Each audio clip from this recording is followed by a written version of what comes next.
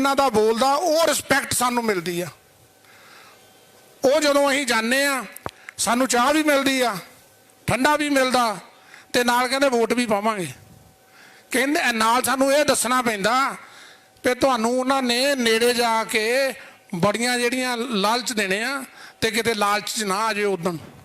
उस दिन तुसीं ठीक रहो, दस्सण दी लोड़ पैंदी उन्हां नू। सो मैं अज इत्थे सिसोदिया जी दे आउण ते उन्हां दा वैलकम करदा। तुहाडा सारिआं दा बहुत सारे तां असीं मिलदे ही रहिंदे आ शहर दे विच। तुसीं अज आए आ टाइम कढ के। आपां जिहड़ियां ये प्रॉब्लम्स है ना, आम आदमी पार्टी जिहड़ी सुनदी आ, उन्हां नू करदी आ, उन्हां ते अमल करदी आ, उन्हां नू सोचदी आ उन्हां नू किद्दां करना। ये जिहड़ा अज आपां ने डिस्कशन करनी आ वो यही चीज़ आ कि जदों मैनीफेस्टो बनना उहदे विच इंडस्ट्री नू किस तरह राहत दित्ती जाए। इंडस्ट्री अगर साडी स्टेट तो बाहर जा रही आ ते उस नू किस तरह रोकिया जाए। इंडस्ट्रीलिस्ट नू उन्हां दे बिजनेस दे विचों किद्दां फायदा दिता जाए। वो चीज़ां जदों असीं आप आके करदे आ ना, पुछ के जाने आ, ते फिर वो एक चंगे तरीके दे नाल कीतियां जांदियां। पिछले दिनां दे विच केजरीवाल साहब आए सीगे, उन्हां नाल भी तुसीं गलबात कीती। बहुत सारियां गल्लां रह जांदियां हुंदियां। तुसीं सोचदे होवोगे कि दोबारा फिर आए आ, डिप्टी सीएम साहब फिर आए आ। वो इस करके आए आ कि बहुत सारियां कई बार कईयां दे मन च गल रह जांदी है, मैं तां यार करनी सीगी, मौका निकल गया। वो तुहानूं दोबारा मौका देण लई आए आ कि जे उदों रह गई सी अज दसो, तां कि जदों आम आदमी पार्टी सरकार बन जाए तो फिर जिहड़े दिल की गल तुहाडी रही आ वो पूरी हो जाए। और मैनूं यकीन आ कि आम आदमी पार्टी सरकार बनन ते पंजाब दे विच अगली बारी जदों इलैक्शन होनी है ना, सानू जाके कहण दा मौका नहीं मिलना कि सानू वोट पाओ। उन्हां कहना तुसीं काम कीता जिस तरह दिल्ली च कीता ते तुसीं जाओ घरे, वोट असीं तुहानू पावांगे। कई बारी मैं जाना, मेरे नाल मुंडे भी कई जाते आ, इन्हां नू पता हो मैनू कई कहते तुसीं घरे बैठो असीं तुहानू वोट पा दांगे। वो मैनू नहीं कहते, इन्हां नू कहते सिसोदिया जी नू। इन्हां दे काम करके सानू कहते आ, असीं उहदा मान जिहड़ा सानू मिलदा वो इन्हां करके मिलदा। ठीक आ, मैं प्लेयर रहा इंडियन हॉकी टीम का, बहुत सारे मैनू एज प्लेयर भी लाइक करते हैं, लेकिन वो अलग फील्ड आ, पॉलिटिक्स एक अलग फील्ड आ। इहदा ते उहदा फर्क आ। इस करके मैं तुहानू ये बेनती ये ना सोचो कि मैं आ रह गई गल ते आ करनी आ। सो मैं इन्हां शब्दों के नाल दोबारा फिर सिसोदिया जी का अपने दिल तो, दिल दीआं गहराइयां तो धन्नवाद करदा।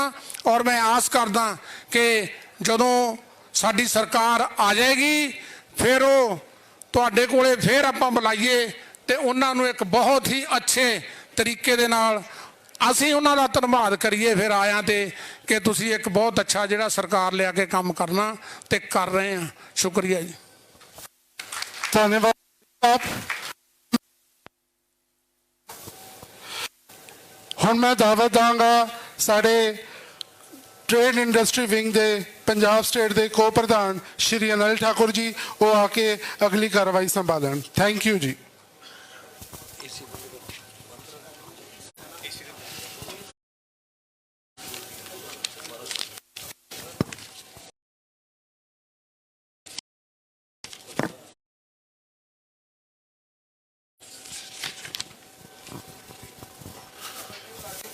सत्कारयोग स्टेज से विराजमान साडे दिल्ली के डिप्टी सीएम मनीष सिसोदिया जी, उन्होंने नाल स्टेट प्रेजिडेंट रमन मित्तल जी, सोडी साहब हल्का इंचार्ज दर्जा बजाजा जलंधर की टीम, साडे दरम्यान वख-वख व्यापारी छोटे वड्डे ਤੇ ਇੰਡਸਟਰੀਜ਼ ਅੱਜ ਪਹੁੰਚੇ ਨੇ, ਉਹਨਾਂ ਦਾ ਵੀ ਬਹੁਤ ਬਹੁਤ ਧੰਨਵਾਦ। ਜੇ ਅਸੀਂ ਤੇ 70-75 ਸਾਲ ਤੋਂ ਦੇਖੀਏ ਵੀ ਇਹਨਾਂ ਚਾਹੇ ਉਹ ਕਾਂਗਰਸ ਹੈ, ਚਾਹੇ ਅਕਾਲੀ ਦਲ ਹੈ, ਚਾਹੇ ਬੀਜੇਪੀ ਹੈ, ਕਦੇ ਵੀ ਵਪਾਰੀ ਦੀ ਗੱਲ ਨਹੀਂ ਕੀਤੀ। ਅਸੀਂ ਤੁਹਾਡੇ ਵਿੱਚ ਲਗਾਤਾਰ ਪਿਛਲੇ 1 ਮਹੀਨੇ ਤੋਂ ਹਰ ਵਪਾਰੀ ਨਾਲ ਹਰ ਵਿਧਾਨ ਸਭਾ ਦੇ ਵਿੱਚ ਜਾ ਕੇ ਮਿਲ ਰਹੇ ਹਾਂ ਵੀ 2022 ਤੋਂ ਆਮ ਆਦਮੀ ਪਾਰਟੀ ਦੀ ਸਰਕਾਰ ਬਣੇ, ਤੁਹਾਡੇ ਜਿਹੜੇ ਵਿਚਾਰ ਹੈ ਉਹ ਅਸੀਂ ਮੈਨੀਫੈਸਟੋ ਦਰਜ ਕੇ ਤੁਹਾਡੇ ਹੱਲ ਕੱਢ ਸਕੀ। ਟਾਈਮ ਲੈਂਦਾ ਹੋਇਆ ਸਾਡੇ ਜਿਹੜੇ ਵਿੱਚ ਵਪਾਰੀ ਬੈਠੇ ਨੇ ਬੁਲਾਰੇ ਹੈਗੇ, ਮੈਂ ਉਹਨਾਂ ਨੂੰ ਇੱਕ ਬੇਨਤੀ ਕਰੂੰਗਾ ਵੀ ਆਪਦਾ ਜਿਹੜਾ ਕੁਐਸਚਨ ਹੈ ਬੜੇ ਸ਼ਾਰਟ ਤੇ ਘੱਟ ਸਮੇਂ ਦੇ ਵਿੱਚ ਤੇ ਆਪਦੀ ਪੂਰੀ ਗੱਲ ਰੱਖਣ, ਸੁਜੈਸ਼ਨ ਦੇਣ, ਨਾਲੇ ਹੱਲ ਵੀ ਦੱਸਣ। ਪਹਿਲੇ ਗੁਰਪ੍ਰੀਤ ਸਿੰਘ ਜੀ ਪੈਕਿੰਗ ਇੰਡਸਟਰੀ ਤੋਂ ਹੈ, ਪਲੀਜ਼ ਮੈਂ ਸਾਡੇ ਜਿਹੜੀ ਡਿਊਟੀ ਲੱਗੀ ਆ ਉਹ ਬਾਈਕ ਲੈ ਕੇ ਜਾਣ। ਗੁਰਪ੍ਰੀਤ ਸਿੰਘ ਜੀ।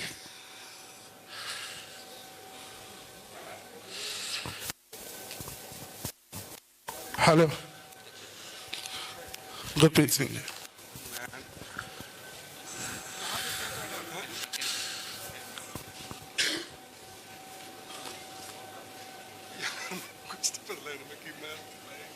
चलो ठीक है, कोई गल ठीक है, आगे दे दो।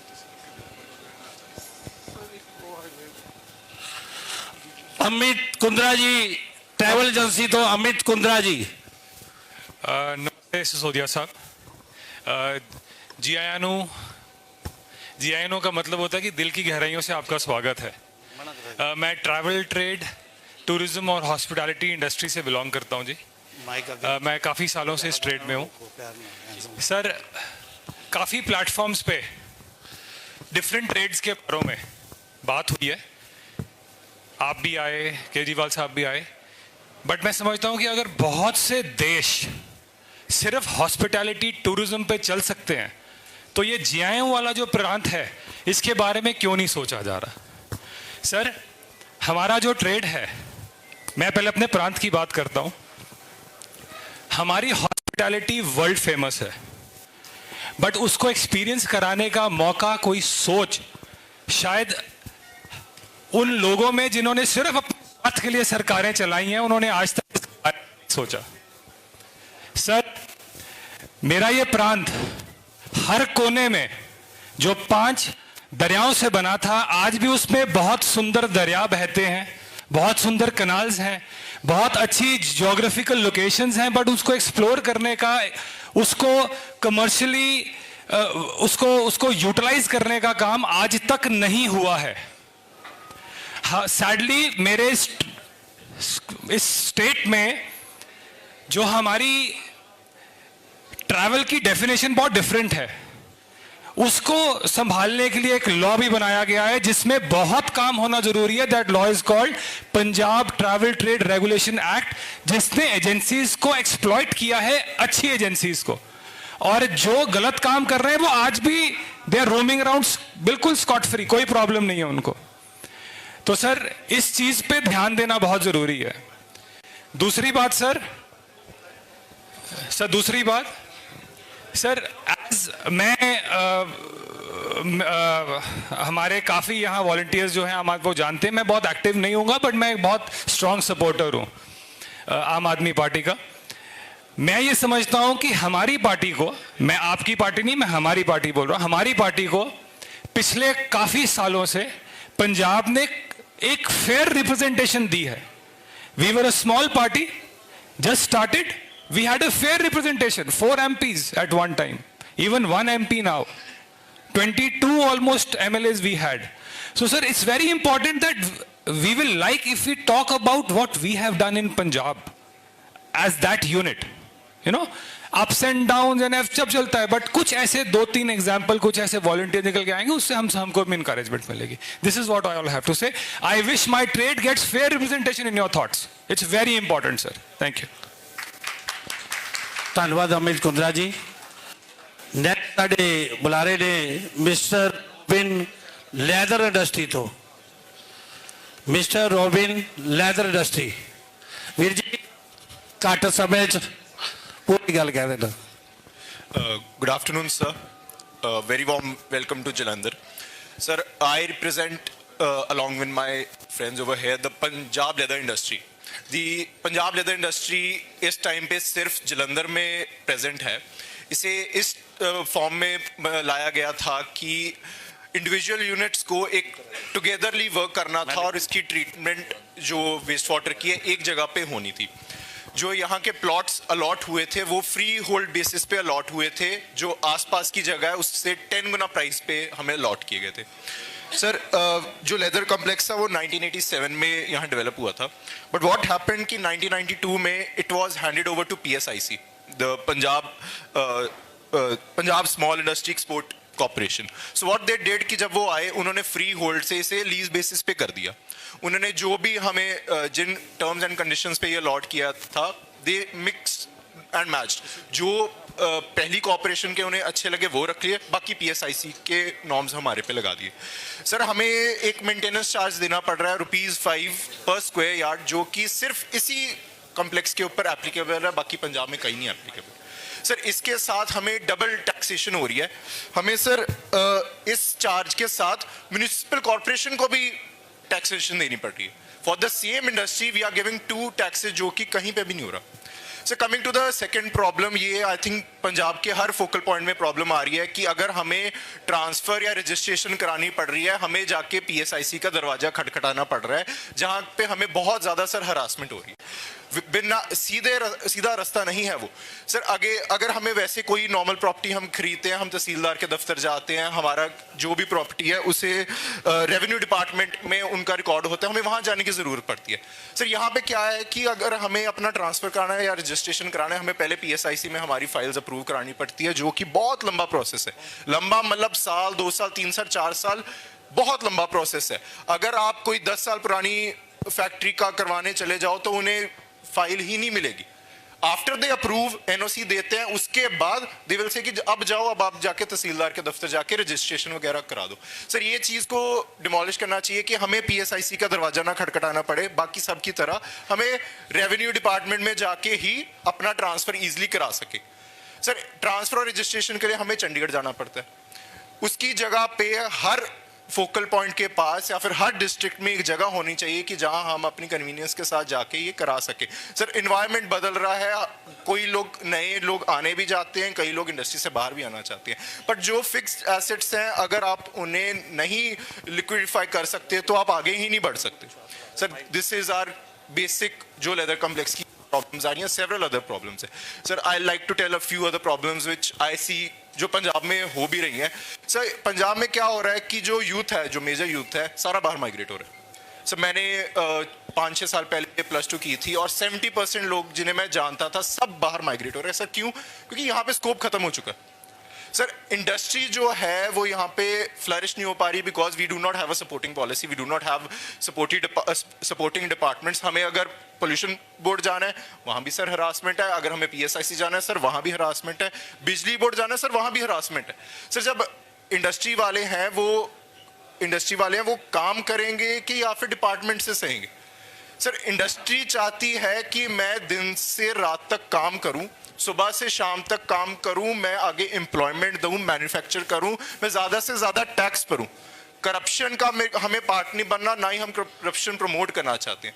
Sir, all I would like to say is कि अगर इंडस्ट्री प्रमोट होगी, हमारा यूथ भी यहाँ रहेगा, हमारी इन्वायरमेंट भी ठीक रहेगी। बस एक बार हमें डिपार्टमेंट से थोड़ा खेड़ा हमारा छुड़ा दिए कि हम अच्छे से सर काम कर पाए एंड हम कंट्रीब्यूट कर पाए। Sir, thank you. ਧੰਨਵਾਦ। जो आज नेक्स्ट बुला रहे ने साडे मुकेश पसेन जी स्पोर्ट्स इंडस्ट्री तो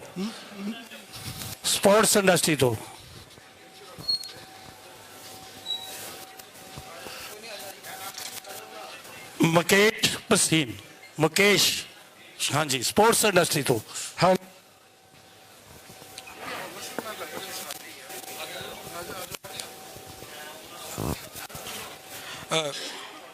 नमस्कार। मनीष जी नमस्कार सर। सर मेरा कनेक्शन आपसे उस समय ज़्यादा स्ट्रॉन्ग हो गया when I came to know that you visited Finland. मैंने MBA फिनलैंड से किया, तो that has a very strong connection. तो मेरी कुछ रिक्वेस्ट हैं, मैं उनको यहाँ बोलने की बजाय आई जस्ट माइक नजदीक कर लो फैज। आ जाओ सर, एक सेकेंड वो दे देता हूँ, ये बोल दो।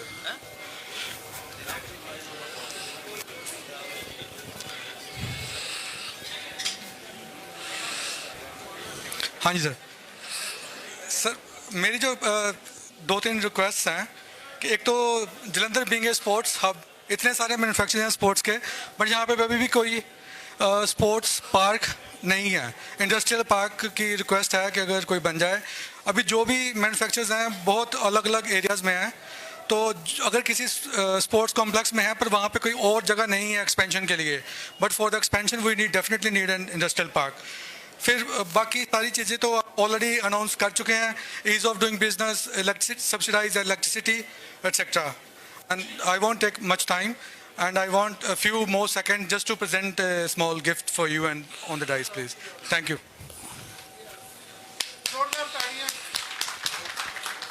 जोरदार तालियां जी एक बार।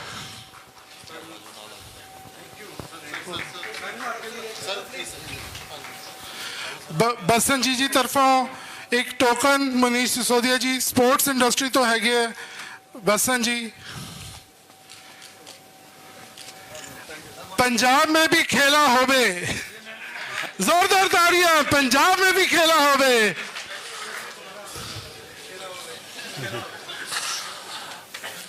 बहुत बहुत धन्यवाद मुकेश जी।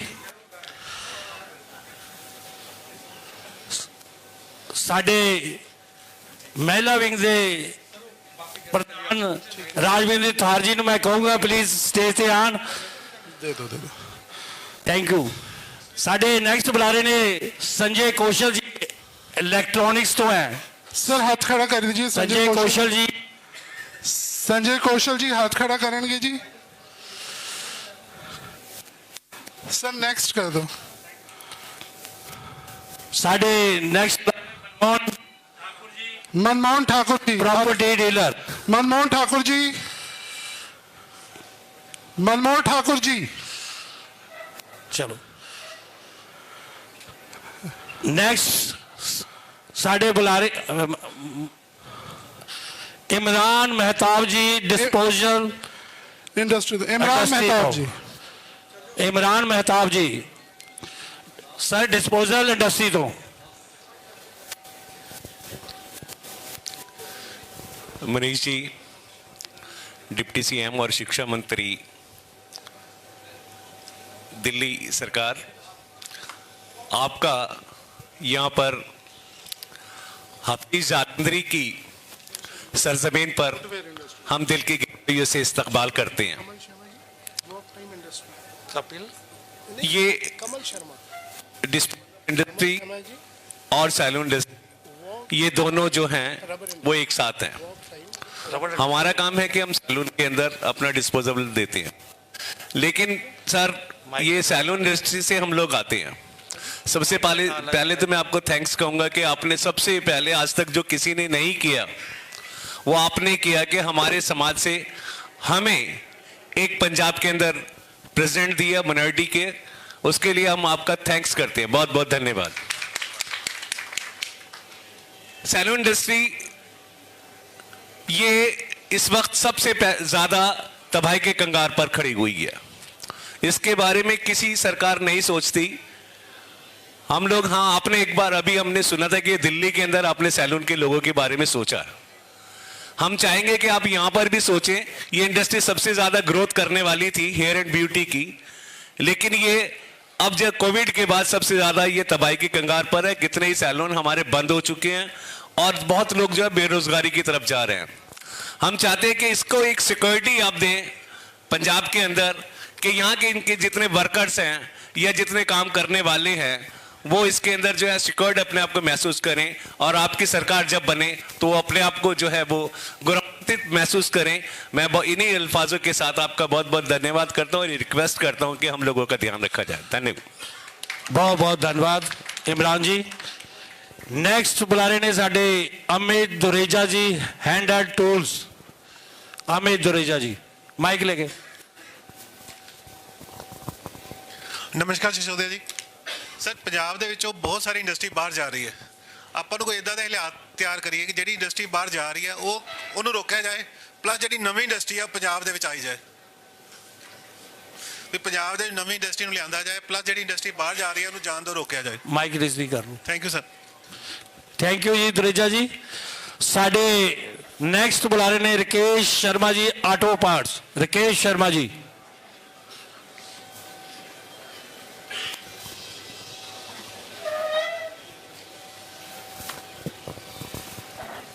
नमस्कार डिप्टी सीएम सिसोदिया जी, आपका जलंधर में हार्दिक स्वागत है।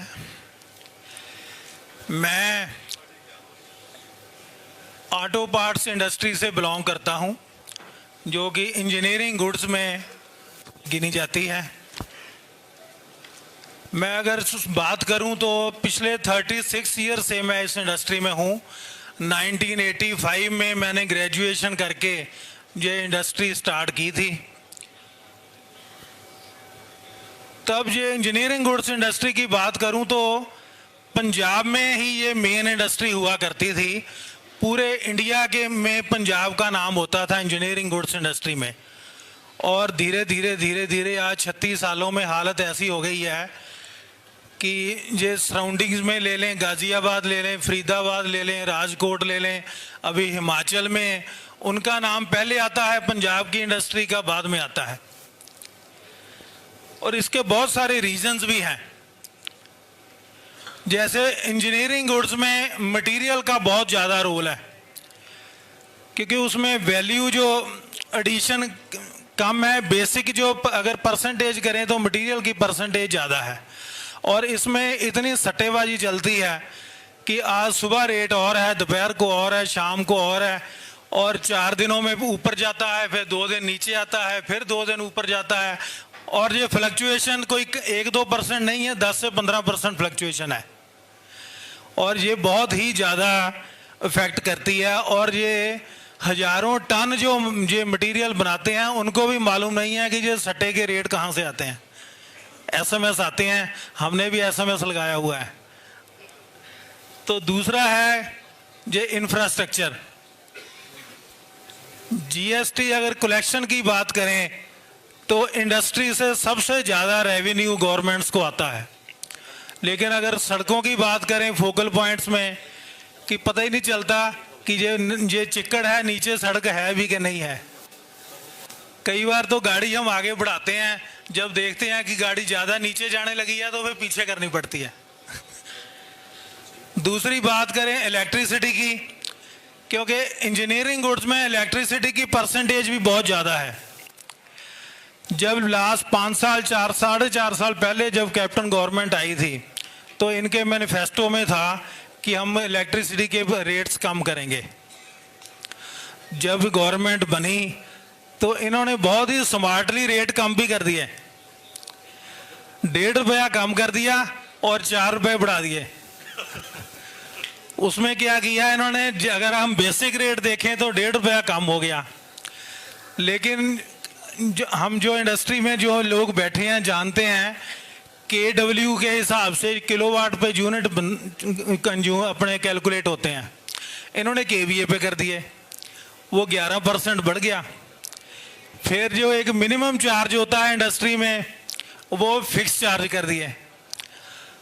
1.5 रुपया यूनिट कम कर दिया। लेकिन अगर देखें तो 5.5 रुपये यूनिट है, लेकिन हम देखें कि बिल हमारा कितना आया और हमने यूनिट कितने कंज्यूम किए तो 10 रुपये यूनिट बनता है। सो पंजाब में सबसे महंगी इलेक्ट्रिसिटी है।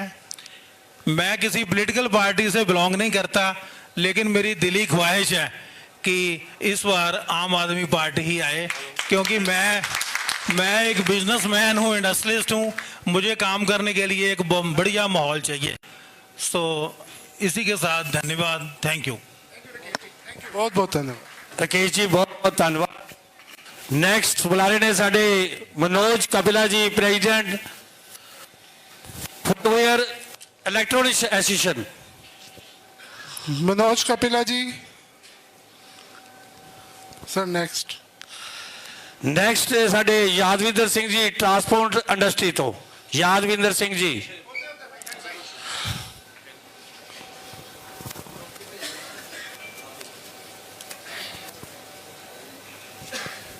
ਸਰ ਸਤਿ ਸ੍ਰੀ ਅਕਾਲ ਜੀ ਸਾਰਿਆਂ ਨੂੰ ਤੇ ਜੀ ਆਇਆਂ ਨੂੰ ਤੇ ਬਹੁਤ ਬਹੁਤ ਥੈਂਕ ਯੂ ਤੁਸੀਂ ਮੈਨੂੰ ਇਹ ਟਾਈਮ ਦਿੱਤਾ। ਸਰ ਪੇਸ਼ੇ ਤੋਂ ਤਾਂ ਅਸੀਂ ਟਰਾਂਸਪੋਰਟ ਆ, ਪਰ ਟਰਾਂਸਪੋਰਟ ਦਾ ਹਾਲ ਹੁਣ ਬਹੁਤ ਮਾੜਾ ਹੋ ਗਿਆ। ਸਰ ਅਸੀਂ ਕੁਝ ਚਾਹੁੰਦੇ ਹਾਂ, ਸਾਰੇ ਇੰਡਸਟਰੀ ਵਾਲੇ ਬੈਠੇ ਆ, ਸਾਰਿਆਂ ਨੂੰ ਲੋਡ ਟਰਾਂਸਪੋਰਟ ਦੀ ਹੀ ਪੈਂਦੀ ਹੈ ਜਦੋਂ ਇਹ ਆਪਣਾ ਸਮਾਨ ਇੱਧਰ ਉੱਧਰ ਕਰਦੇ ਆ। ਤੇ ਸਰ ਕੁਝ ਕੰਮ ਇਹੋ ਜਿਹਾ ਕਿ ਇੱਕ ਗੱਡੀ ਜਿਹੜੀ ਮਹੀਨੇ ਦਾ 20,000 ਕਿਲੋਮੀਟਰ ਸਫ਼ਰ ਤੈਅ ਕਰਦੀ ਆ, ਉਹੀ ਗੱਡੀ 3 ਮਹੀਨੇ ਬਾਅਦ ਸੇਮ ਟੈਕਸ ਦਿੰਦੀ ਆ। ਇੱਕ ਗੱਡੀ ਮਹੀਨੇ ਦਾ 1000 ਕਿਲੋਮੀਟਰ ਵੀ ਨਹੀਂ ਚੱਲਦੀ, ਸੇਮ ਟੈਕਸ ਉਹਨੂੰ ਦੇਣਾ ਪੈਂਦਾ। ਸਰ ਇੰਸ਼ੋਰੈਂਸ ਵੀ ਸੇਮ ਉਹਨੂੰ ਦੇਣੀ ਪੈਂਦੀ। ਕੁਝ ਇਦਾਂ ਦਾ ਕਰੇ ਤੁਹਾਡੀ ਗਵਰਨਮੈਂਟ ਕਿ ਮਤਲਬ ਆਪਾਂ ਉਹਨੂੰ ਕਿਲੋਮੀਟਰ ਦੇ ਹਿਸਾਬ ਨਾਲ ਕਰੀਏ ਕਿ ਟੈਕਸ ਜਿਹੜਾ ਕਿਲੋਮੀਟਰ ਦੇ ਹਿਸਾਬ ਨਾਲ ਤੁਸੀਂ ਲਵੋ, ਤਾਂ ਕਿ ਥੋੜੀ ਕੁ ਟਰਾਂਸਪੋਰਟਰ ਨੂੰ ਰਾਹਤ ਮਿਲੇ। ਸਰ ਇਹ ਤਾਂ ਮੇਰਾ ਇੱਕ ਛੋਟਾ ਜਿਹਾ ਪੁਆਇੰਟ ਸੀਗਾ। ਤੇ ਮੈਂ ਇੱਕ ਸੁਜੈਸ਼ਨ ਤੁਹਾਡੇ ਲਈ ਜੋ ਸਾਰੇ ਚਾਹੁੰਦੇ ਆ, ਆਪਣਾ ਸਰ ਪੰਜਾਬ ਜਿਹੜਾ ਕਿ ਚਲੋ ਆਪਣੇ ਇੱਥੇ ਸ਼ਰਾਬ ਦੇ ਠੇਕੇ ਜਿਹੜੇ ਆ ਉਹ ਪ੍ਰਾਈਵੇਟ ਆ, ਸਾਰਿਆਂ ਨੂੰ ਪਤਾ ਕਿ ਪ੍ਰਾਈਵੇਟ ਆ। ਸਰ ਗਵਰਨਮੈਂਟ ਉਹਨਾਂ ਨੂੰ ਗਵਰਨਮੈਂਟ ਦੇ ਅੰਡਰ ਲੈ ਆਵੇ ਤਾਂ ਸਰ ਇੱਕ ਤਾਂ ਹਰੇਕ ਠੇਕੇ ਤੇ 3 ਤੋਂ 4 ਬੰਦਿਆਂ ਦੀ ਨੌਕਰੀ ਨਿਕਲੇਗੀ, ਉਹਦਾ ਟੈਕਸ ਆਏਗਾ। ਸਰ ਉਹ ਟੈਕਸ ਨਾਲ ਜਿੱਦਾਂ ਹੁਣ ਸਾਡੇ ਵਰਗੇ ਕਈ ਵੀਰ ਜੋ ਕਿ ਬੇਰੋਜ਼ਗਾਰ ਹੋ ਚੁੱਕੇ, ਮੈਂ ਵੀ ਇੱਕ ਉਹਨਾਂ ਵਿੱਚੋਂ ਹੀ ਹਾਂ ਕਿਉਂਕਿ ਕੰਮ ਖਤਮ ਹੋ ਚੁੱਕੇ ਕਰੋਨਾ ਕਾਲ ਕਰਕੇ, ਤਾਂ ਸਾਨੂੰ ਦੁਬਾਰਾ ਕਰਜ਼ਾ ਦੇ ਕੇ ਅਸੀਂ ਉਹਦੀਆਂ ਕਿਸ਼ਤਾਂ ਭਰਾਂਗੇ, ਦੁਬਾਰਾ ਖੜਾ ਕਰੋ ਜੀ। ਨਹੀਂ ਤਾਂ ਵੈਸੇ ਸਰ ਮੈਂ ਤੁਹਾਨੂੰ ਸੱਚ ਦੱਸਾਂ, ਮੈਂ ਹੁਣ ਆਈਲੈਟਸ ਕਰਕੇ ਕੈਨੇਡਾ ਨਿਕਲ ਜਾਣਾ ਸੀ, ਪਰ ਇੱਕ ਲਾਸਟ ਉਮੀਦ ਤੁਹਾਡੀ ਸਰਕਾਰ ਤੋਂ ਆ ਕਿ ਸਾਨੂੰ ਬਾਹਰ ਜਾਣ ਤੋਂ ਰੋਕ ਲਓ, ਨਹੀਂ ਤਾਂ ਅਸੀਂ ਤਾਂ ਨਿਕਲ ਹੀ ਜਾਣਾ ਜੀ। ਇਹੀ ਉਮੀਦ ਹੈ ਜੀ ਤੁਹਾਡੀ ਸਰਕਾਰ ਤੋਂ। ਬਹੁਤ ਬਹੁਤ ਥੈਂਕ ਯੂ ਸਰ, ਮੈਂ ਜ਼ਿਆਦਾ ਸਮਝ ਲੈਂਦਾ। Thank you. ਬਹੁਤ ਬਹੁਤ ਧੰਨਵਾਦ ਯਾਦਵਿੰਦਰ ਸਿੰਘ ਜੀ। ਸਾਡੇ ਇਸ ਤੋਂ ਬਾਅਦ ਨੈਕਸਟ ਬੁਲਾ ਰਹੇ ਨੇ ਕਮਲ ਸ਼ਰਮਾ ਜੀ ਰਬੜ ਇੰਡਸਟਰੀ ਤੋਂ। ਕਮਲ ਸ਼ਰਮਾ ਜੀ। ਕਮਲ ਸ਼ਰਮਾ ਕੁੱਕੀ ਸ਼ਰਮਾ ਕੱਟ ਦਿਓ। ਬਹੁਤ ਬਹੁਤ ਧੰਨਵਾਦ ਜੀ ਤੁਹਾਡਾ। ਜਲੰਧਰ ਆਉਣ ਤੇ ਨਿੱਘਾ ਸਵਾਗਤ ਕੀਤਾ ਜਾਂਦਾ ਹੈ। ਮੈਂ ਜਲੰਧਰ ਰਬੜ ਇੰਡਸਟਰੀ ਤੋਂ, ਵਾਕ ਟਾਈਮ ਰਬੜ ਇੰਡਸਟਰੀ ਤੋਂ। ਸਰ ਸਾਡੇ ਪਹਿਲੇ ਇੱਥੇ ਜਲੰਧਰ ਦੇ ਵਿੱਚ 300 ਤੋਂ ਪਲੱਸ ਯੂਨਿਟ ਸੀਗੇ, ਜਿਹੜੇ ਅੱਜ 100 ਤੋਂ ਵੀ ਘੱਟ ਰਹਿ ਗਏ ਨੇ। ਅਸੀਂ ਸਾਰੀਆਂ ਚੀਜ਼ਾਂ ਕਰ ਰਹੇ ਹਾਂ, ਲੇਕਿਨ ਇੰਡਸਟਰੀ ਬਾਰੇ ਕੁਝ ਵੀ ਨਹੀਂ ਸੋਚ ਰਹੇ ਕਿ ਆਪਾਂ ਇੰਡਸਟਰੀ ਨੂੰ ਕੀ ਰਿਆਇਤਾਂ ਦੇਵਾਂਗੇ। ਅਸੀਂ ਇਹ ਤਾਂ ਕਹਿ ਰਹੇ ਹਾਂ ਕਿ ਬਿਜਲੀ ਅਸੀਂ ਕਰ ਦਿਆਂਗੇ, ਇੰਨੇ 7 ਕਿਲੋਵਾਟ ਯੂਨਿਟ ਵਾਲਿਆਂ ਨੂੰ ਮਾਫ ਕਰ ਦਾਂਗੇ। ਜਿਹੜਾ ਰੈਵਨਿਊ ਸਾਡਾ ਇੰਡਸਟਰੀ ਤੋਂ ਆਉਂਦਾ, ਆਪਾਂ ਇੰਡਸਟਰੀ ਬਾਰੇ ਤਾਂ ਕੋਈ ਵੀ ਨਹੀਂ ਗੱਲ ਕੀਤੀ। ਨਾ ਸਾਡਾ ਕੋਈ ਮੈਨੀਫੈਸਟੋ ਦੇ ਵਿੱਚ ਇੰਡਸਟਰੀ ਬਾਰੇ ਕੋਈ ਹੈਗਾ ਕਿ ਅਸੀਂ ਇੰਡਸਟਰੀ ਨੂੰ ਇਹ ਚੀਜ਼ ਕਰਕੇ ਦੇਵਾਂਗੇ। ਸੋ ਮੇਰੀ ਬੇਨਤੀ ਇਹੀ ਹੈ, ਥੋੜਾ ਬਹੁਤਾ ਇੰਡਸਟਰੀ ਵੱਲ ਵੀ ਧਿਆਨ ਕੀਤਾ ਜਾਏ। ਅਸੀਂ ਲੋਕ ਨਾਲ ਬਹੁਤ ਬਾਤ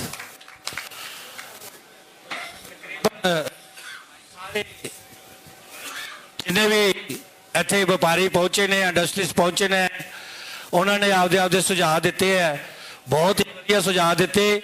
ਔਰ ਘੱਟ ਸਮੇਂ 'ਚ ਮੈਂ ਸਰ ਇੱਕ ਗੱਲ ਕਰਨਾ ਚਾਹੁੰਦਾ ਕਿ ਸਾਡੇ ਵਪਾਰੀਆਂ ਨੂੰ ਸ਼ਾਇਦ ਨਾ ਪਤਾ ਹੋਵੇ, ਸ਼ਹਿਰ 'ਤੇ ਪੋਲੂਸ਼ਨ ਤੇ 250 ਰੁਪਏ ਪਰ ਈਅਰ ਹੁੰਦਾ ਸੀ ਸਰ।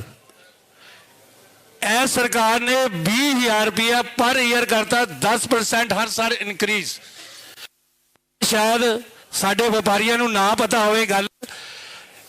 ਜਦੋਂ ਅਸੀਂ ਕੋਈ ਪੋਲੂਸ਼ਨ ਲੈਣ ਜਾਂਦੇ ਹਾਂ ਤਾਂ ਪਹਿਲਾਂ ਤਾਂ ਮਿਲਦਾ ਹੈ, ਤੇ ਉਹਦੇ ਤੇ ਜਦੋਂ ਹੁਣ ਤੁਹਾਨੂੰ ਰੁਪਇਆ ਦੇਣਾ ਪਿਆ ਕਰੂਗਾ ਤੇ ਤੁਹਾਨੂੰ ਉਦੋਂ ਹੋਊਗਾ। ਤੇ ਨੈਕਸਟ ਇੱਕ ਫਾਇਰ ਐਨਓਸੀ ਸਰ, ਉਹ ਵੀ 250 ਰੁਪਇਆ ਪਰ ਈਅਰ ਹੁੰਦੀ ਸੀ। ਜੇ ਇੱਕ ਛੋਟਾ ਦੁਕਾਨਦਾਰ ਜਾਂ ਫਾਇਰ ਐਨਓਸੀ ਲੈ ਜਾਂਦਾ ਨਵੀਂ ਇੰਡਸਟਰੀ, ਉਸ ਤੇ ਵੀ ਸਰ 20,000 ਰੁਪਇਆ ਪਰ ਈਅਰ ਔਰ 10% ਹਰ ਸਾਲ ਇਨਕਰੀਜ਼। ਜੇ ਸਾਡੇ ਵਪਾਰੀ ਨੂੰ ਕਿਸੇ ਚੀਜ਼ 'ਚ ਫਾਇਦਾ ਕਰਦੇ, ਦੂਜੇ ਪਾਸੇ ਰਗੜ ਦਿੰਦੇ ਆ। ਇਹ ਸਾਡੇ ਵਪਾਰੀਆਂ ਦਾ ਨਾ ਧੋਖਾ ਹੁੰਦਾ। ਤੇ ਇਹ ਵੀ ਮੈਂ ਤੁਹਾਡੀ ਨਿਗਾਹ 'ਚ ਕਰਾਤੀ। ਉਦੋਂ ਆ ਸਾਡੇ ਜੈਨੇਟਿਕ ਦਿੱਲੀ ਦੇ ਸਾਡੇ ਡਿਪਟੀ ਸੀਐਮ ਮਨੀਸ਼ ਸਿਸੋਦੀਆ ਜੀ, ਜਿਨ੍ਹਾਂ ਨੇ ਕਿ ਦੇਸ਼ ਵਿਦੇਸ਼ਾਂ ਦੇ ਵਿੱਚ ਸਿੱਖਿਆ ਦੇ ਵਿੱਚ ਤੁਸੀਂ ਦੇਖਿਆ ਹੀ ਹੋਣਾ ਵੀ ਉਹਨਾਂ ਨੇ ਕਿੰਨੀ ਬੁਲੰਦੀਆਂ 'ਚ, ਜਿਹੜੇ ਉੱਥੇ ਗਵਰਨਮੈਂਟ ਸਕੂਲ ਸੀ, ਉਹਨਾਂ ਦੀ ਨੁਹਾਰ ਬਦਲ ਕੇ ਰੱਖਤੀ। ਤੁਸੀਂ ਜੇ ਦਿੱਲੀ ਦੇ ਵਿੱਚ ਵਿਜ਼ਿਟ ਕਰੋਗੇ ਤਾਂ ਦੇਖੋਗੇ ਉੱਥੇ ਜਿਹੜੇ ਰੂਮਸ ਹੈ, ਜਾਂ ਕੰਪਿਊਟਰ ਰੂਮਸ ਹੈ, ਜਾਂ ਸਵਿਮਿੰਗ ਪੂਲ ਹੈ, ਜਾਂ ਲੌਨ ਹੈ, ਹੋਟਲਾਂ ਤੋਂ ਵਧੀਆ ਬਣਾਤੇ। यानी कि जे साडा टैक्स का पैसा, व्यापारी का टैक्स का पैसा सही जगह लग रहा है, ये साडी आम आदमी पार्टी, साडे शिक्षा मंत्री की सोच है। जे असीं इन्हां दी फाइनैंस मिनिस्टर के तौर पर गल करिए, जिहड़ा 30,000 करोड़ का बजट सी पिछली टोर जो अज वो 60,000 करोड़ का बजट है, ये भी एक साडे मनीष सिसोदिया जी की बहुत वड्डी उपलब्धि है। इत्थों के जिहड़े फाइनैंस मिनिस्टर है वादे कर जाते हैं तो पर पता नहीं लगता वो बजट का पैसा कितना जाता है, कित्थे जाता है। तो साडी आम आदमी पार्टी के डिप्टी सीएम साहब है, टैक्स का पैसा, लोगों का पैसा, व्यापारियों का पैसा वो लोगों ते खर्च होता है। तो मैं उन्होंने स्टेज से बुलाऊंगा तो आपदे आपदे विचार रखणगे। मनीष सिसोदिया जी।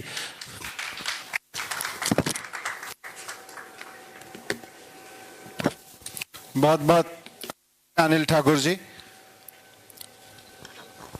एक तो ये यहाँ इस हॉल के मैनेजमेंट में कोई इधर बैठे हैं क्या, इस हॉल के व्यवस्थापकों में से? किसी ऐसे आदमी को बुलाओ यार जिसकी चलती हो थोड़ी। यहाँ मैं 3-4 लोगों को कह चुका हूं, ये उधर तो ठीक है, इधर एसी सर पे ही लग रहा है। अभी तक तो किसी की चलती हुई मिली नहीं मेरे को। किसी को बुलाओ जिसकी चलती हो। और ये कैमरा वाले थोड़ा सा, भाई मैं भी वीडियो में रहा हूं, थोड़ा पता है, जूम का यूज करो, सर का यूज मत करो। मतलब जो आदमी बोल रहा है उसके सर पे ही जाके खड़े होकर फोटो खींचोगे तो जूम किस लिए बना है? थोड़ा दूर से रखो कि ये इतने सारे लोग अपना काम धाम छोड़ के बैठे हैं, ये कैमरामैन की पीठ देखने के लिए थोड़ी बैठे हैं, ये अपना संवाद करने के लिए बैठे हैं। तो आपका कैमरा बहुत अच्छा है, कैमरे का काम दिखाओ ना। बीच में खड़े हो जाते हो सारे लाइन लगा के। मेरे को लगता है मैं फोटो खिंचाने आया, उनको लगता है वो कैमरामैन की पीठ देखना है, फिर घर चले जाएंगे दोनों। तो सबसे पहले तो मैं जालंधर के व्यापारी भाइयों का और बहनों का भी, हालांकि कोई बहन बोली नहीं इसमें बीच में, पर मैं देख रहा था, सबका बहुत धन्यवाद करता हूं कि आज की इस मीटिंग के लिए आप सब यहां आए और बहुत तफसील से और बहुत सुलझी हुई बातचीत सबने रखी। वाकई ये बहुत शानदार संवाद है इंडस्ट्री के साथ, ट्रेडर्स के साथ में। और राजनीति और व्यापार, राजनीति और उद्योग का ये संवाद हमेशा चलना चाहिए और हर लेवल पे चलना चाहिए। इसी से देश की तरक्की का रास्ता निकलेगा। मैं मंच पे हमारे सोडी जी हैं, अच्छा पीछे खड़े हैं, रमन भाई हैं, अनिल जी तो आपके बीच रख ही रहे थे बातचीत सारी, और सब साथी हैं। सबको बहुत धन्यवाद करता हूं इस मीटिंग के आयोजन के लिए। पिछले 3-4 दिन से जब से अरविंद केजरीवाल जी ने कुछ अनाउंसमेंट करनी शुरू की हैं, तो कई जगह से सुनने को आता है कि जी भाई ये कैमरामैन वालों से, फिर मैं रिक्वेस्ट कर रहा हूं थोड़ा, मुझे दोबारा कहने की जरूरत ना पड़े, आप फोटो खींच लो, शक्ल मेरी अगले 1-1.5 घंटे तो एक जैसी रहेगी यार। 2-3 बार फोटो खींच के क्या करोगे? वीडियो वाले थोड़ा जूम वूम का इस्तेमाल कर लो, थोड़ा ठीक नहीं लगता ना, लोग आए हुए हैं उनके बीच में आप ऐसे खड़े हो जाते हो, फिर बात नहीं करने देते। तो कहा जाता है जी केजरीवाल जी ने ये अनाउंसमेंट कर दी, वो अनाउंसमेंट कर दी, पंजाब का बजट तो इतना है, पैसा कहां से आएगा, पंजाब के ऊपर कर्ज तो इतना है, असंभव चीज कह रहे हैं केजरीवाल, असंभव है जो कह रहे हैं। मैं कहना चाहता हूं जी अगर संभव होता तो फिर केजरीवाल जी की जरूरत क्या थी? केजरीवाल जी और आम आदमी पार्टी की राजनीति की जरूरत थी इसलिए क्योंकि असंभव दिखने वाला काम है। बाकी राजनीतिक पार्टियों को जो असंभव लिखता है, जो उनको लगता है कि 7 पुस्तों में नहीं हो सकता, उसको एक पुस्त में काम करने का नाम ही तो केजरीवाल है, उसका एक किस्त में काम करने का नाम ही तो केजरीवाल है। तो केजरीवाल जी ने जो कहा है, चाहे इंडस्ट्री के लोगों से कहा हो, ट्रेड सेक्टर से कहा हो, व्यापारियों से कहा हो, खुदरा व्यापारियों से कहा हो, टीचर्स से कहा हो, महिलाओं से कहा हो, ऑटो वालों से कहा हो, करके दिखाएंगे 5 साल के अंदर अंदर करके दिखाएंगे और पंजाब को खड़ा करके दिखाएंगे। लेकिन उस करने में सबसे ज्यादा भूमिका इस हॉल में बैठे लोगों की होनी है, सबसे ज्यादा भूमिका। हम चाहे जो बात कर लें, नौकरी लगवाएंगे जी, अभी हमारे एक भाई बोल रहे थे, देख लो जी ठीक कर लो, नहीं तो मैं तो कनाडा का टिकट कटा के निकल जाऊंगा, यादवेंद्र भाई बोल रहे थे, है ना, नहीं जाने देंगे यादवेंद्र भाई, हमारी गारंटी है। 5 साल मौका देखे देखो नहीं, कनाडा में देख बैठे लोगों को मजबूर कर दिया कि भाई अब तो पंजाब में स्थिति बदल के आ जाओ, वापस पंजाब चलते हैं। मैं अभी एक साथी ने बोला था मैं फिनलैंड गया था। हाँ, आपने बोला था फिनलैंड में मैं एक पंजाबी परिवार के साथ ही रुका। अच्छा, आपके फ्रेंड थे। अच्छा, जिन परिवार के साथ में रुका, खाया, मतलब साथ में भी गए हेलसिंकी वगैरह में, 4-5 साल पुरानी बात हो गई। आप यकीन मानो, वैसे तो मेरे से ज्यादा तो यहां बैठे लोग इस बात को समझते हैं कि विदेश में जो बैठा है ना, वो फिनलैंड में बैठा हो, कनाडा में बैठा हो, अगर हिंदुस्तानी है और ऊपर से अगर पंजाबी है तो दिल तो उसका पंजाब में अटका हुआ है, शरीर गया हुआ है। ये तो मेरे से ज्यादा आप इस बात को समझते हो। मतलब मैं एम्स्टर्डम में उतरा, पंजाबी टैक्सी ड्राइवर मिल गया, तो मैं सोच रहा यार एम्स्टर्डम घुमाएगा, थोड़ी सी बात करेगा एम्स्टर्डम की। 3 घंटे उस आदमी ने पंजाब के अलावा कोई बात ही नहीं की मेरे से। मैं भाई जितना घुमाने जा रहे हो थोड़ा यहाँ, अच्छा अपनी भी दिलचस्पी रहती है, राजनीति में रहते रहते थोड़ा और एडमिनिस्ट्रेशन को समझते हैं, लाइफ को समझते हैं, गवर्नेंस को समझते हैं, तो मेरे को भी लगता है कोई हिंदुस्तानी विदेश में गए मान लो, वहां मिल जाए तो वो थोड़ा सा वहां के बारे में बताए। वो अगर इंडिया में रह के गया है तो इंडिया में उसकी पढ़ाई कैसे होती थी, उसके बच्चों की पढ़ाई कैसे हो रही है, बुजुर्गों की यहाँ क्या ख्याल रखते हैं, गवर्नेंस की यहाँ क्या पॉलिसी है, वहां क्या पॉलिसी है, थोड़ा उसके बारे में बताए। वो बंदा पंजाब के अलावा किसी बात पे बात ही करने को तैयार नहीं। तो इतना दिल में बसता है विदेशों में रहे लोगों के। अगर हमने हालात ठीक कर दिए, अगर हमने उसके मन में भरोसा कर दिया कि नहीं यहां भी अच्छे से रह के मेहनत करके कमाया खाया जा सकता है, एक पल में वापस छोड़ के आ जाएगा। ये यादवेंद्र भाई आपका भी अनुभव होगा निश्चित रूप से, मेरा तो है। तो करेंगे। मैं जब जर्नलिज्म में था, मैं पत्रकार था जी पहले, बच्चे पढ़ने लिखने लगे तो ऐसी दोस्ती यारी में बात होती रहती थी। और क्योंकि आज आपने जिक्र किया, थोड़ा सा ऑफ ट्रैक बात है पर जरूरी है शेयर करना यहाँ। उस समय बात होती थी जी, थोड़ा सा इतनी मेहनत कर लेते हैं उसके बाद ना अपन तो उधर सेटल हो जाएंगे। मेरे को ये लगता था यार अगर ऐसे छोड़ के भाग गए तो काम नहीं चलने वाला, यहीं रहेंगे, ठीक करेंगे, अपने लिए नहीं तो अपने बच्चों के लिए तो ठीक करके जाएंगे। हमारी तो अमित भाई जितनी निकल गई अपनी और आपकी, पर अपने बच्चों के लिए ऐसे हालात करके जाएंगे कि वो सोचे भी ना। और इसीलिए एक बड़े सपने से मैं बात शुरू कर रहा हूं अपनी। मैं जब स्कूल में पढ़ता था तो पढ़ाया जाता था कि भाई 3 तरह के देश होते हैं, विकसित देश, विकासशील देश, अविकसित देश, developed country, under developed country, undeveloped country, मतलब डेवलपिंग कंट्री। जब मैं स्कूल में पढ़ता था तो पढ़ा जाता था India is a developing country.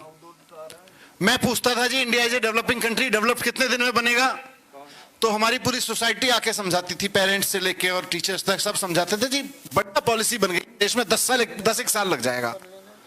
आज मेरा बच्चा स्कूल में पढ़ रहा है, उसको भी पढ़ाया जा रहा है India is a developing country.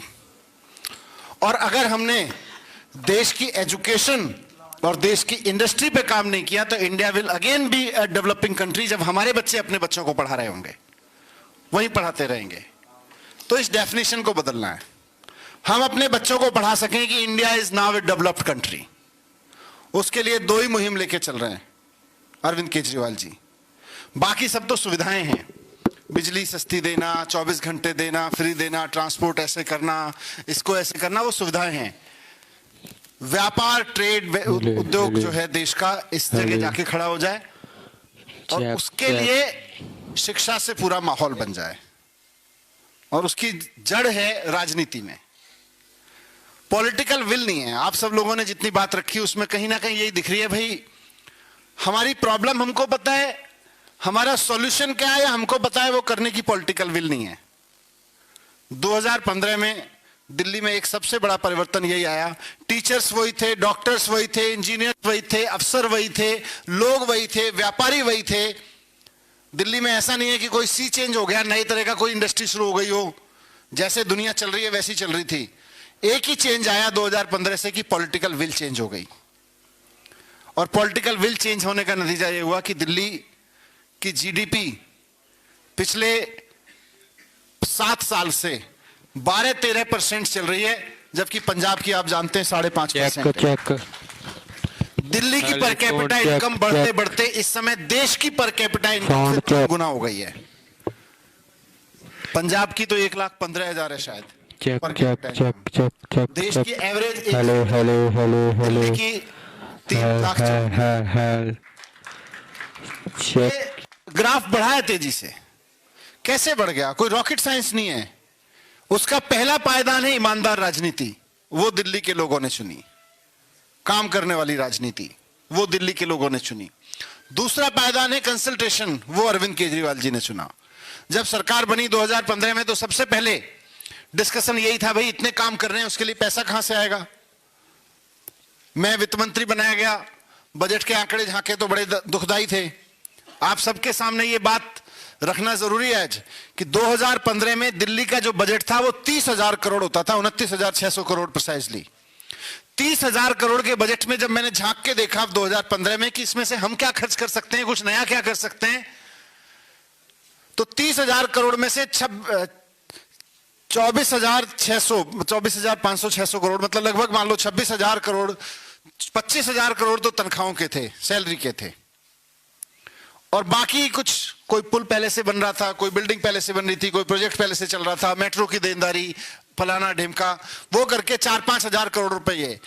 कुल मिला के सरकार अगर अपनी मंशा से खर्च करना चाहे, कुछ नया करना चाहे, कुछ इनोवेटिव करना चाहे, एजुकेशन पे, हेल्थ पे कुछ करना चाहे, 2015 में हमारे पास केवल 1,000 करोड़ रुपए था खर्च करने के लिए। पूरी राज्य सरकार क्या कर लेगी उसमें?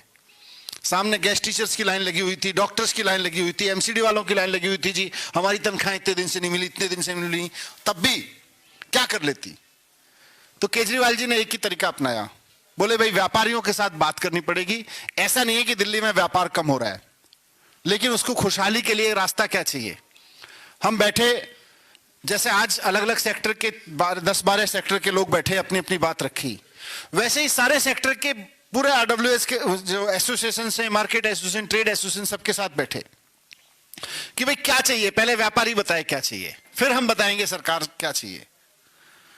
तो लोगों ने 2 मांगे रखी कि जी एक तो ये रेड राज बंद कर दो। आपका इंस्पेक्टर सरकारी दफ्तर में खाली बैठा रहता है, सोचता है अच्छा आज तो फलाने के यहाँ चलते हैं, आज तो ढिमके के यहाँ चलते हैं, इसके यहाँ से इतने दिन से नहीं आया, इसके यहाँ से नहीं आया। वो आके कुछ भी खाली पाली कागज वागज इधर उधर करता है, बोला लो 15 लाख का बिल, नोटिस थमा देता है। फिर 5 लाख लेके जाता है, 15 लाख कभी नहीं लेके जाता सरकार के, 5 लाख अपने ले जाता है, मान जाता है। बोले जी ये बंद करा दो, रेड राज बंद करा दो, हमारी जिंदगी हराम कर रखी है उसने। किसी व्यापारी ने तो उदाहरण देके बताया, वो इलेक्ट्रिक वो थी रिटेल शॉप, बिजली के व्यापारी, मतलब बिजली का इलेक्ट्रिक अप्लायंसेस वगैरह की। बोले जी दुकान में कोई खाली डब्बा भी रखा होता है तो आपका इंस्पेक्टर आके खड़ा पे कोई पकड़ता है, पहले ये देखो डब्बा यहाँ रखा है, इसका सामान कहाँ है, इसका मतलब बिना टैक्स के तुम बेच रहे हो, लाओ 15 लाख रुपए का चालान कटेगा तुम्हारा।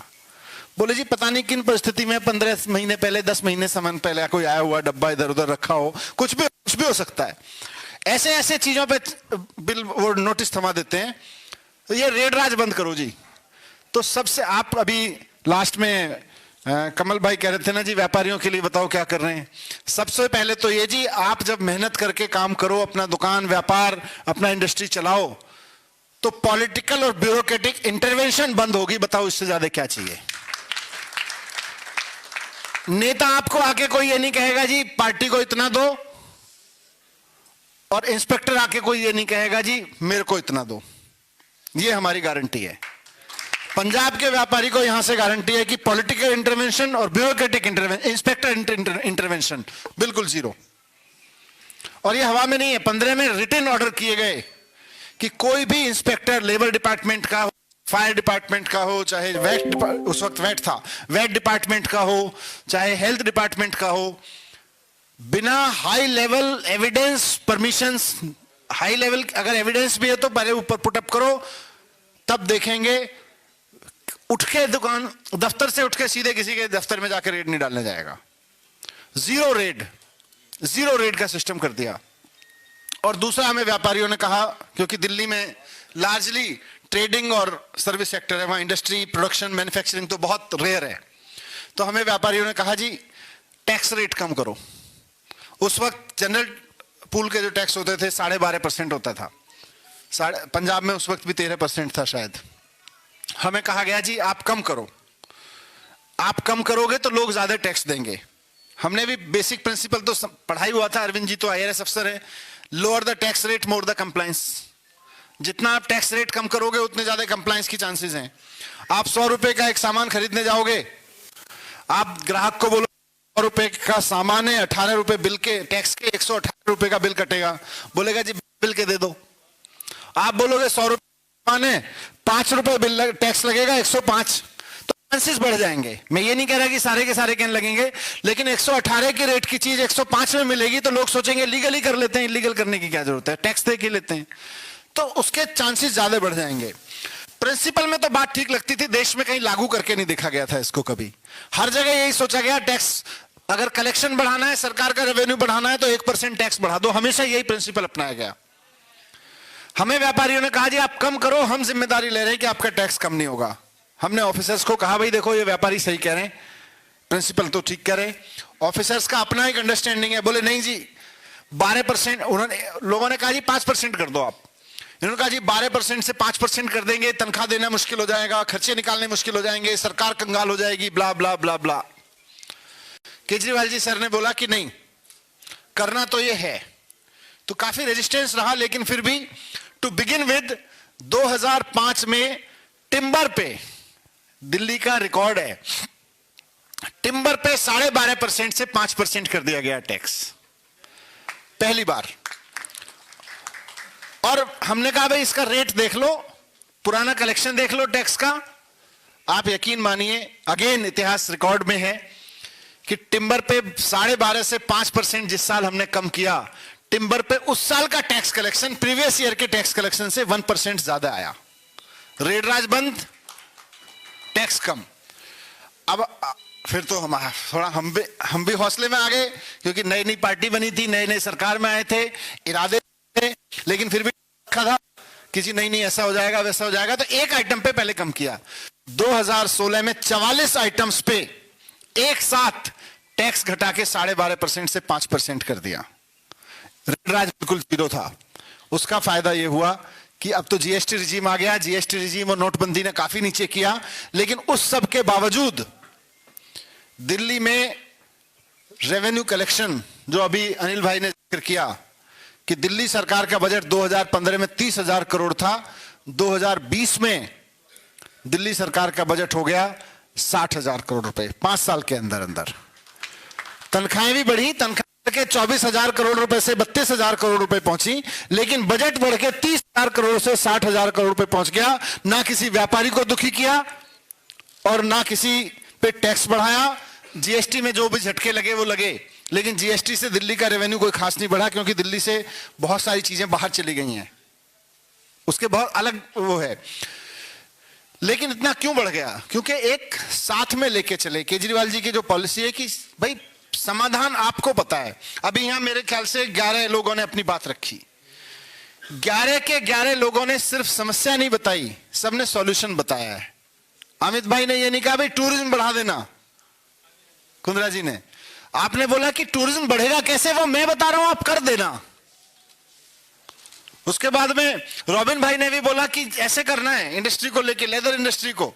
तो क्या करना है, कैसे लेदर इंडस्ट्री ग्रो हो सकती है, आपके पास समाधान है। आप अपनी फैक्ट्री की बात नहीं कर रहे, आप अपनी खाली अकेली एजेंसी की बात नहीं कर रहे, पूरे सेक्टर का समाधान इस हॉल में मौजूद है।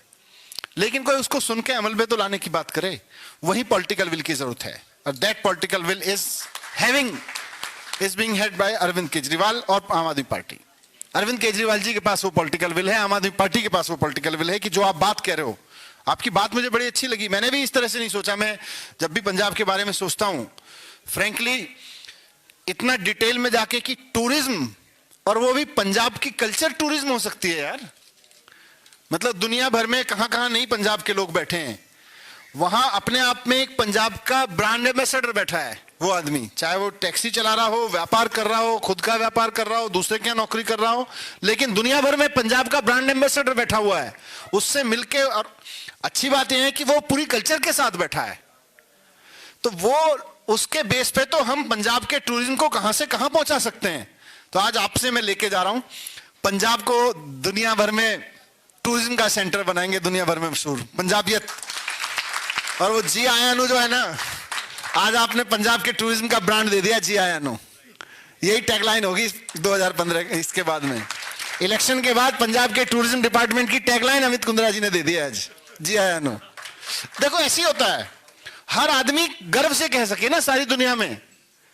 और पंजाब का खाना, पंजाब के लोग, पंजाब की संस्कृति, यहाँ की ज्योग्राफी, यहाँ की नदियों की आपने बात कही, यहाँ की खेती बाड़ी, यहाँ तो आके आदमी टूरिज्म में बहुत अलग तरीके का एक्सपीरियंस कर सकता है। मतलब experience the Punjab and पंजाबियत। Religious tourism बहुत जबरदस्त, इतना पोटेंशियल है, कभी भी इसको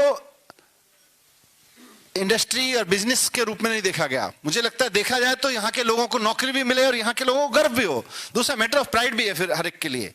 तो ये यहाँ से कर सकते हैं हम लोग। तो इसी तरह की सारी चीजें दिल्ली में सबसे डिस्कस कर करके और वहीं से सॉल्यूशन आए। जो आपने अभी कई जिक्र किया, कितनी कंप्लायंसेस करनी पड़ती हैं, वहां व्यापारियों के साथ, अलग अलग सेक्टर वाले के साथ बैठे, 15 से लेके लगातार सर बैठते हैं। वहां ग्रुप्स बना रखे हैं सर ने, सीएम की एडवाइजरी टीम टाइप में, व्यापारियों के अलग अलग सेक्टर के। जीएसटी इंप्लीमेंटेशन हुआ तो बहुत फ्रीक्वेंसी से मीटिंग हुई, अभी भी लीस्ट फ्रीक्वेंसी पे मीटिंग होती रहती है, साल में 2-3 बार अलग अलग सेक्टर के लोग आके बताते रहते हैं। और उसी से निकल के आया था शुरू के 2 साल में 454 तरीके के कंप्लायंसेस। अभी आप लोगों ने कंप्लायंसेस का जिक्र किया, फलाना एफिडेविट भरना पड़ता है, पॉल्यूशन वाले के यहाँ जाना पड़ता है। किसी ने बड़ी अच्छी लाइन बोली आप में से ही कि व्यापारी जो है, रॉबिन नहीं बोला कि हम इंडस्ट्री वाला अपनी इंडस्ट्री चलाए कि दफ्तरों में बैठा रहे, दफ्तरों के धक्के खाता रहे। सही बात है। इसी को समझते हुए केजरीवाल जी ने 454 तरीके के कंप्लायंसेस सरकार से खत्म कर दिए इंडस्ट्री के लिए। 454 तरीके के, उसमें लिफ्ट के फलाने ढिम के चीजों से लेके, फायर से लेके सारी चीजें इजी करते चले गए। एफिडेविट लगते थे, एफिडेविट हम सब जानते हैं बनता कैसे है। मेरा नाम मनीष सिसोदिया है, मेरा फलाना एड्रेस है, मैं अगर किसी फॉर्म पे लिख के लेके जाऊं, अगर एफिडेविट जरूरी है तो बाबू बोलेगा नहीं जी आपके लिखने से काम नहीं चलेगा, एफिडेविट लेकर आओ इसका कि आप सिसोदिया हो, आपकी उम्र इतनी है, आपका एड्रेस ही है। वो मेरे से नहीं मानेगा। फिर मैं क्या करता हूं, मैं कचहरी जाता हूं, वहां 100 रुपए की फीस लगती है एक नोटरी की। 100 रुपए की फीस पे देके मैं मनीष सिसोदिया जालंधर का एड्रेस लेके एफिडेविट ले आऊंगा, जबकि ठीक है, कोई फर्क नहीं पड़ता। वो एफिडेविट लग गया, सारी चीजें ठीक हो जाती हैं। ये तो सब मौकरी है सिस्टम की। इस तरह के 454 तरीके के एफिडेविट दिल्ली वालों की जिंदगी से हटा दिए उन्होंने। जरूरत नहीं है सेल्फ डिक्लेरेशन, आदमी साइन करता है डिक्लेरेशन। दूसरी चीज, डोर स्टेप डिलीवरी। हर व्यापारी को, हर व्यक्ति को कहीं ना कहीं दफ्तर में धक्के खाने पड़ते हैं। सर ने कहा कि नहीं, धक्के नहीं खाएंगे, आदमी सरकार के पास नहीं जाएगा, सरकार आदमी के पास जाएगी। सर ने 1076 करके, कब आप दिल्ली में होंगे तो दिल्ली में ट्रेडर्स भी, उनसे पूछ के देखिएगा, आप तो बहुत दिल्ली वालों का एक्सपीरियंस हो गया 1076 का। 1076 पे फोन करिए, 1076 पे फोन करके बताइए मैं फलाना इंडस्ट्रियलिस्ट या फलाना व्यक्ति बोल रहा हूं, मुझे ये वाला सर्टिफिकेट अपनी प्रॉपर्टी के रिलेटेड, पॉल्यूशन के रिलेटेड, फायर के रिलेटेड, या ड्राइविंग, ट्रांसपोर्ट, गाड़ी, इन सब से रिलेटेड, या रेजिडेंस, एज, बला जो भी है। 140 तरह के सर्टिफिकेट्स अब 1076 पर उपलब्ध हैं।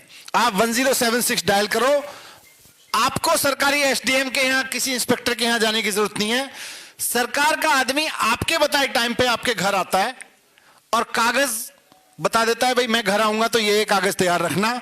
अपना फोन, अपना लैपटॉप, अपना स्कैनर लेके आता है। आपको तो फोटोकॉपी कराने की भी जरूरत नहीं है, वहीं से फोटोकॉपी करके स्कैन करके लेके जाता है, वो ही अपलोड करता है।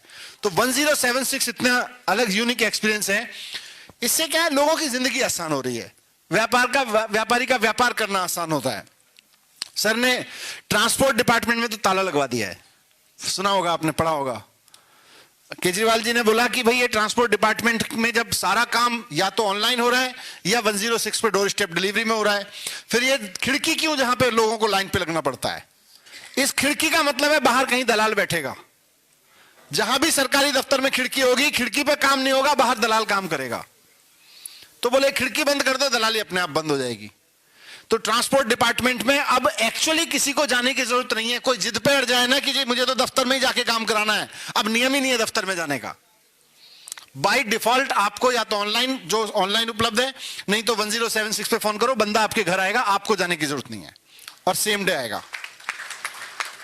तो आपके पेपर, आपका फॉर्म, आपके डॉक्यूमेंट, सब कुछ आपके घर से उठा के जाएगा और डिलीवरी भी घर पे करेगा।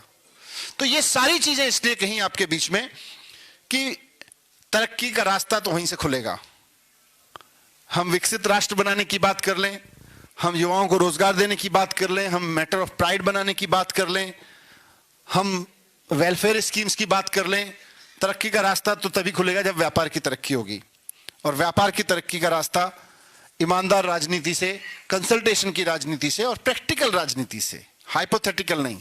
बहुत बात करके जो चीजें प्रैक्टिकल हैं, वैट के दौर में मुझे याद है व्यापारियों ने आके कहा, साहब ये 34-35 पॉइंट का आपका फॉर्म होता है, दिल्ली में हमने सरल फॉर्म बनाया 16 पॉइंट का, और इतना शानदार बनाया कि उसके बाद में कई राज्यों ने उसको कॉपी किया कि भाई ये 16 पॉइंट का मिनिमम, सबसे लीस्ट एंट्रीज का फॉर्म बन गया था।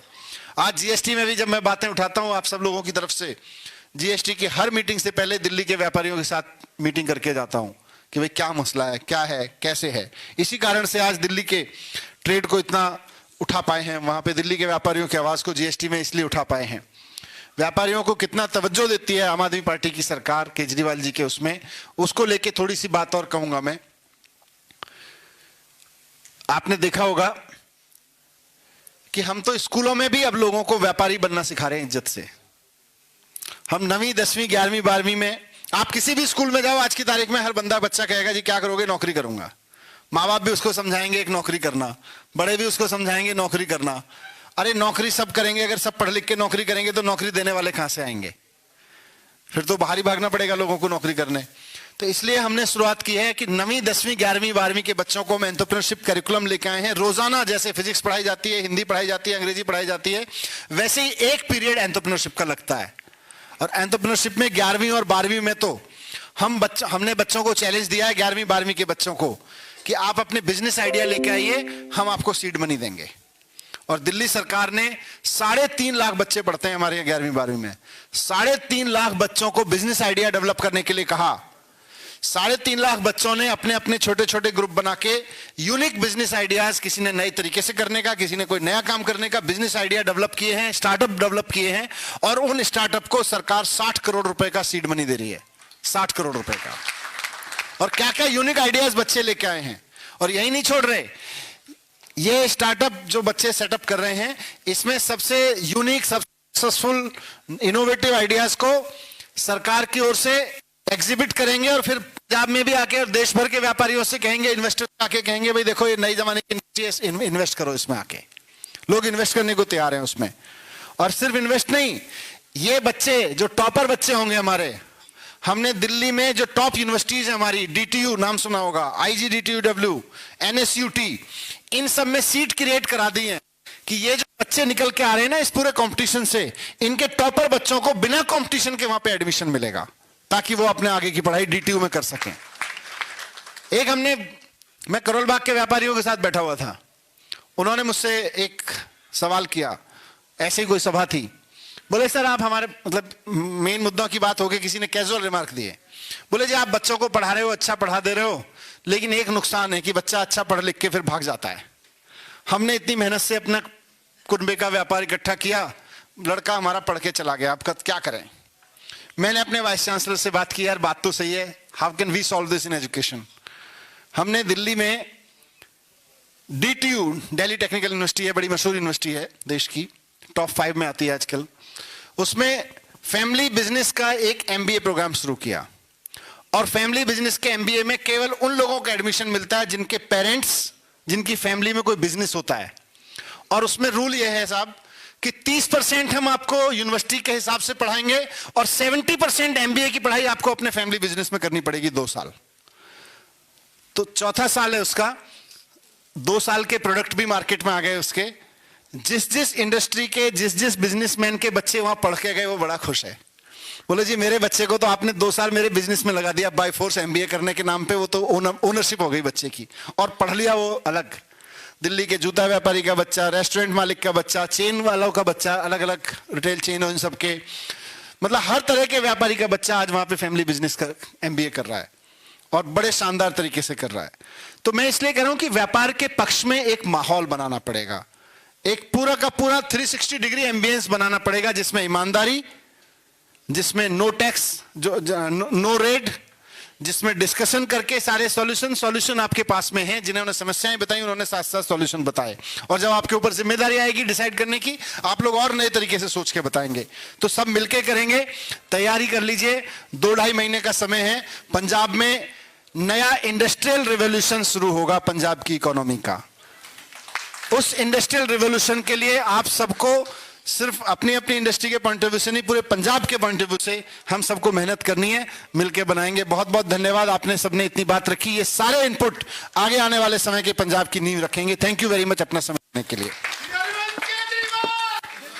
बहुत बहुत धन्यवाद अरविंद जी, बहुत बहुत धन्यवाद अरविंद जी। छोटे छोटे प्रोग्राम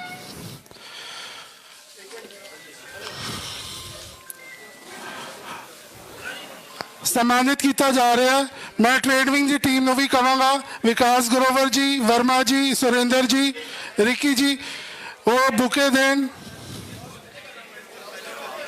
मेरी कोई लोड़ नहीं।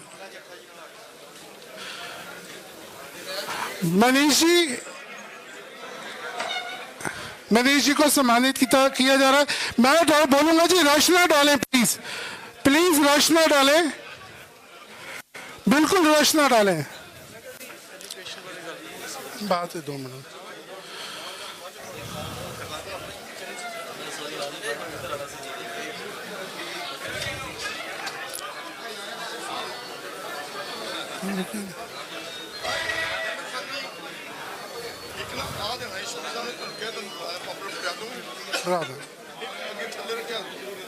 मैं कर रहा हूं।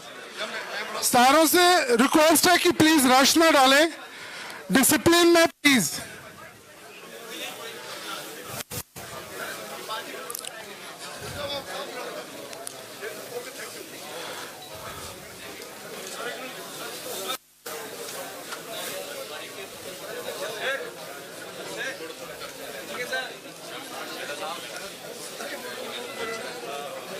उन्होंने मार ला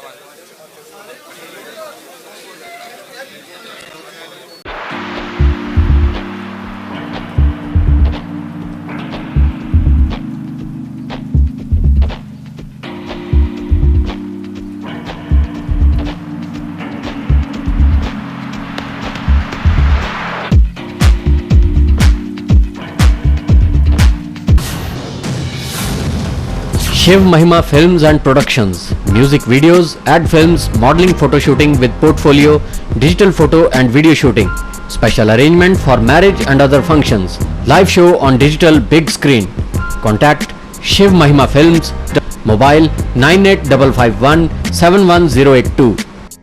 खबर सब तो पहला देखने ਲਈ ਹੁਣੀ ਸਾਡਾ ਚੈਨਲ ਸਬਸਕ੍ਰਾਈਬ ਕਰੋ ਤੇ ਬੈਲ ਆਈਕਨ ਵਜਾਣਾ ਨਾ ਭੁੱਲਣਾ।